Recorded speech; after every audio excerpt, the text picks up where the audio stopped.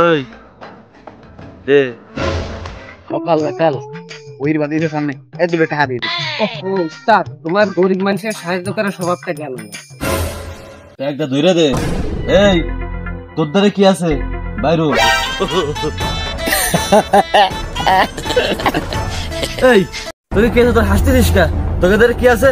তাড়াতাড়ি বাইরে, সব নিয়ে আমার আবার টাকা চলে যেতে হবে। এই তাই না বুটি, আমার দ্বারা যা আছে তুই সুযোগ দিতে পারবি নি। এই আসতে একটু বিহা দিও রে ভাইজান।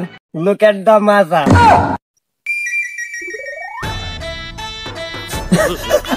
আরে কাকা, আমি তো ইয়ার করতেছিলাম, তুমি বোঝো না আমার দেখো ওরম মনে হয় না তোমার। আরে কাকা, আমি কি তোমার সাথে এরকম করতে পারি? আরে জানো না তোমার স্যালার যে গেঞ্জি ভরেছে আমিও সেই গেঞ্জি ভরেছি। আমি জানি এবার স্যালার রেড কালেকশন ভরে, এই জন্য আমিও ভরে আইছি। প্লিজ কাকা, আমারে আপনার চালা বানাই নেন। তোরে আমার ভালো লাগছে, আয় তোর আজকে প্রথম পরীক্ষা নেবো। এই তোরে বোধ শুনে নিয়ে আয়। ভাইজান কাম উইথ মি।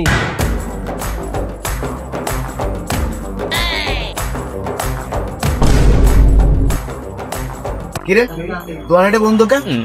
উস্তাদ, এই দোকানদার আপনারা চান্দা দেওয়ার ভয়তে পলাই চলে গেছে কাতার। তাহলে তোর বাড়ি ওর বউ একা, তাহলে আমি কাজ শুনে একটু সাঁতার। উস্তাদ আপনি তো একবার বাতা। এই উস্তাদ, আমার ভুল হয়ে গেছে, আমার ক্ষমা করে দেন। এই দে। এই কি দেবো? এই কি দেবো মানে? তুই তারা বাইরে চিনিস না? চান্দা দিবি চান্দা। এ তো তারা ভাই কিরা, ও কি কাজে আসে?